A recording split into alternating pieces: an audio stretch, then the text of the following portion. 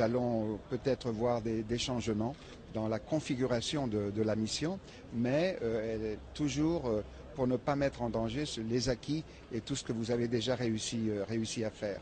Nous allons continuer à avoir une présence importante en Côte d'Ivoire et on verra après les élections de 2015 comment les choses vont se dérouler, mais d'ici jusque-là, nous serons pour accompagner le processus de façon ferme et sincère aussi. Accompagné de la représentante spéciale du secrétaire général de l'ONU en Côte d'Ivoire, le sous-secrétaire général de l'ONU chargé des opérations de maintien de la paix, Edmond Mullet, dit être venu en Côte d'Ivoire s'enquérir de la situation sécuritaire et évaluer la mission de l'opération des Nations Unies.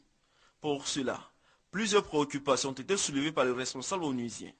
Il s'agit entre autres de la question des exilés militaires, la réforme du secteur de sécurité et la nouvelle configuration que pourrait adopter l'ONU ici. Sur l'ensemble de ces sujets, le ministre en charge de la Défense, Paul Kofi, a donné des éclairages à son hôte, qui s'est réjoui de l'amélioration sensible de la situation sécuritaire en Côte d'Ivoire. Le sous-secrétaire général de l'ONU, qui a salué l'excellence des rapports entre l'ONU et l'État de Côte d'Ivoire, indique que les forces onusiennes se tiennent toujours aux côtés de la Côte d'Ivoire. La crise malienne et la situation en Centrafrique ont été les autres sujets abordés au cours des échanges entre le responsable onusien et le ministre en charge de la Défense.